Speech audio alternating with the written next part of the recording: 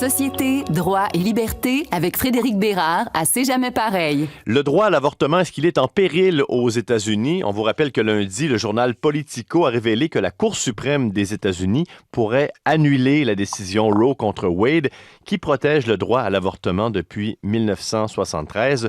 Pour nous vulgariser ce qui se trame sur le plan juridique et ce que ça pourrait provoquer comme vague ici au Canada, quoique c'est déjà commencé depuis les 24 dernières heures. Frédéric Bérard, comme à tous les mercredis. Bonjour Frédéric. Bonjour.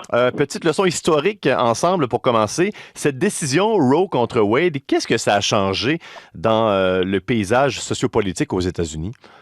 Ben, ça a été une décision d'une importance absolument capitale. Hein. Tu l'as dit, c'est en 1973, donc en plein cœur des années 70, où il y avait une certaine révolution progressiste aux États-Unis. Ce que la Cour avait décidé à ce moment-là, c'est qu'il était interdit pour les États d'interdire en quelque sorte le droit à l'avortement, tout simplement, ce qui a été nécessairement un gain spectaculaire pour les femmes, ça va de soi, mais aussi pour le progrès social en général. Parce que c'est particulier aux États-Unis, on sait que c'est un système assez... les États ont des pouvoirs, le pays a des pouvoirs. Juste nous expliquer, on ne tombera pas dans un cours de Constitution américaine 101 ensemble, mais qui a des pouvoirs de juridiction au total dans tout ça? On a fait celui de la Constitution canadienne la semaine passée en 4 minutes. Ouais, c'est vrai. Je sais pas combien de temps que ça prendrait pour les États-Unis, mais essentiellement, il faut savoir que contrairement au Canada, les États-Unis ont ceci de particulier, c'est que chacun des États a compétence en matière de droit criminel, hein, toutes les questions de mœurs, de morale et ainsi de suite. Donc, chacun des États a cette juridiction particulière. Or, Roe contre Wade, conformément au 10e amendement, a interprété en fait le 10e amendement pour dire non, ce n'est pas aux États de déterminer ça ici. C'est plutôt une compétence qui sera, si je peux dire, générale en quelque sorte. Et dans ce cadre-ci, on vous dit qu'il vous est impossible d'interdire le droit à l'avortement en question. Est-ce qu'on parle là de droit à l'avortement en long et en large ou il y a des détails particuliers? Parce que là, parfois, lorsqu'on parle d'avortement, on aborde une durée de grossesse, par exemple, ou le statut du fœtus. Cette décision Roe contre Wade, est-ce que c'est vraiment le droit pur à l'avortement? Ben, en fait, c'est un petit peu plus compliqué que ça, mais c'est l'essence l'essence même de l'idée d'avortement ici qui était permise par Roe contre Wade, ce qui faisait en sorte que les États pouvaient peut-être limiter certaines affaires là d'un point de vue logistique et autres, ça c'est correct, mais ne pouvaient pas s'attaquer à l'idée, à la philosophie de l'avortement comme tel. Ceci dit, il y en a quelques-uns de ces États qui ont débuté sous l'ère Trump, quand Trump est débarqué en 2016, ça a même commencé un peu avant. Pourquoi je parle de Trump? Parce que lui-même avait annoncé qu'il se faisait un devoir de faire renverser par la Cour suprême Roe contre Wade. Et comment ceci est possible? Mais c'est en nommant des juges ultra-conservateurs de la droite chrétienne américaine dans les postes qui sont devenus vacants, ce qui est arrivé. Maintenant, ça fait en sorte qu'il y a 5 juges ultra-conservateurs versus 4. Or, tout ça pour dire que certains de ces États, Frédéric, avaient débuté des actes de confrontation, si je peux dire, envers Roe contre Wade, en adoptant des lois ultra restrictives en matière d'avortement. Par exemple, au Texas, si vous vous faites avorter, vous pouvez faire de la prison. Celui qui va procéder à une délation en disant « Madame X est partie se faire avorter, je sais, je l'ai vu ou elle me l'a dit », va recevoir une récompense de 10 000 $ et quiconque vous accompagne la dame qui va se faire avorter en voiture est elle-même assujettie à une infraction criminelle. En d'autres termes, ça, c'est une loi du Texas qui existe en ce moment. Vous avez quelque chose de similaire, quoique un peu plus soft, entre guillemets, c'est pas difficile, au Mississippi. Vous avez peut-être une 12, 13, 14 États qui vont un peu dans ce sens-là actuellement, donc qui confrontaient déjà Roe contre Wade à l'heure où on se parle. On n'est pas dans le secret des dieux, ni toi et moi, mais je veux comprendre, qu'est-ce qui fait en sorte que, parce que là, la loi, ça remonte à 1973, qu'est-ce qui fait en sorte qu'un matin, un juge ou quelqu'un décide d'aller creuser et de dire « OK, là, je vais commencer à contester, analyser pour pouvoir annuler la décision ». Qu'est-ce qui a commencé le point de départ? Est-ce qu'il y a quelque chose qui fait en sorte qu'on enclenche un processus comme ça? Ben, en fait, je l'ai un peu expliqué essentiellement. Un juge ne peut pas se lever un matin et dire « Ah ben tiens, moi je vais rendre une décision là-dessus ». C'est pas comme ça que ça fonctionne. Il faut qu'il y ait un dossier qui débarque devant lui essentiellement. À la Cour suprême des États-Unis, c'est encore à un autre niveau parce qu'il faut que un dossier initial ait été porté en appel à quelques reprises. Et là, paf, les juges de la Cour suprême ont à déterminer qu'est-ce qu'ils vont faire avec X ou avec Y.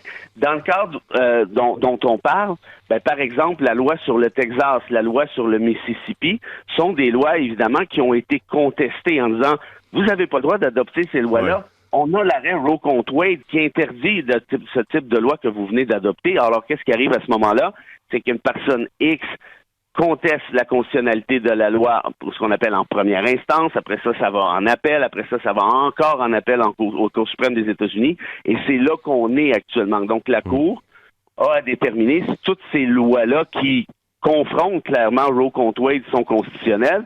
Et on avait déjà eu un indice de tout ça, Frédéric, il y a quelques mois, quand la Cour suprême, justement, avait refusé de suspendre la loi du Texas dont je te parlais, en disant, bon, je sais pas, on n'est pas pressé, là, on va attendre de voir, et avait donné d'autres indications que peut-être elle renverserait Roe contre Wade. Ça, c'est pour le volet plus technique. Et pour le volet plus philosophique, c'est l'autre aspect de ta question qui est particulièrement intéressant. Comment ça se fait qu'on est rendu là? Ben, malheureusement, c'est la droite chrétienne, la droite religieuse, la droite ultra-conservatrice, qui a été moussée par Donald Trump et compagnie, qui est en train de s'immiscer tranquillement dans les institutions judiciaires, de faire des ravages. Et moi, ça m'inquiète particulièrement, Frédéric, c'est pas juste pour les États-Unis, mais pour l'Occident de manière générale, parce que de ce qu'on a compris de la décision qui devrait sortir le 30 juin, puis c'est encore le temps de changer, bien que j'en doute, ben, ce que la Cour dirait, c'est quelque chose comme, ben, c'est aux élus de décider, on va pas interdire ça comme ça, donc chaque État décidera bien ce qu'il veut faire là-dessus.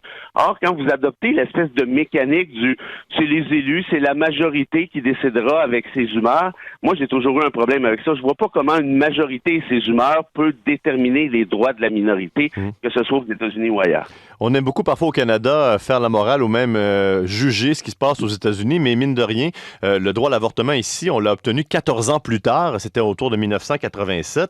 Est-ce que le Canada est à l'abri, selon toi, d'un scénario comme ça, de remettre en doute et même de revoir les fondements juridiques du droit à l'avortement? Ben, d'un point de vue politique, c'est certain qu'il y a moins d'anti-avortement ici qu'il y en a aux États-Unis, toute proportion gardée. Quoique le Canada, incluant le Québec, a sa gang de Trumpistes. Là, on l'a vu dans les convois de camionneurs, là, Make America Great Again, là, de gens qui venaient de Saint-Jérôme. C'est-à-dire, il y a des gens qui sont absolument obnubilés par les États-Unis.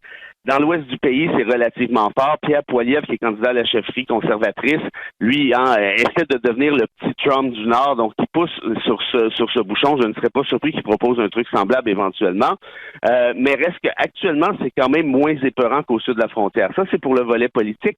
Pour le volet constitutionnel, ça, c'est important de le dire parce que on a souvent parlé ensemble de la disposition dérogatoire. Moi, je suis d'avis qu'on l'utilise beaucoup trop largement, incluant au Québec.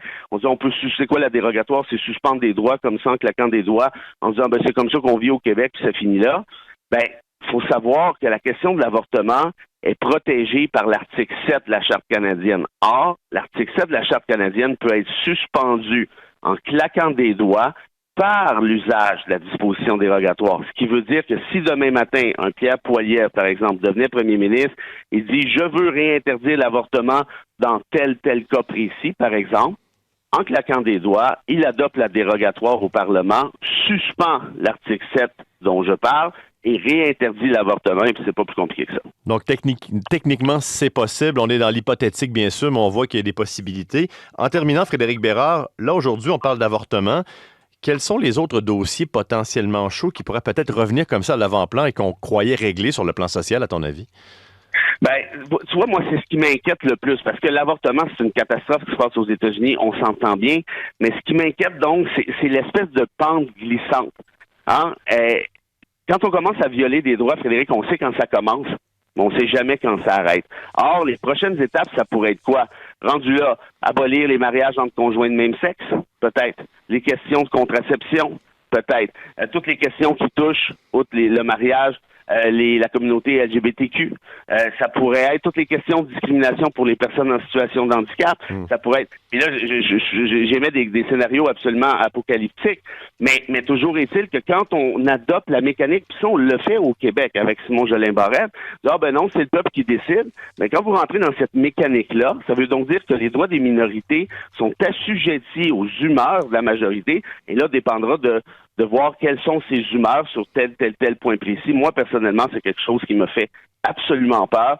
Je pensais qu'on était passé par-dessus ça, mais très clairement, depuis quelques années, le populisme est en train de gangréner nos démocraties et voilà ce que ça donne. Frédéric Bérard, avocat, docteur en droit, politicologue et chroniqueur pour C'est jamais pareil. Merci beaucoup. Surtout!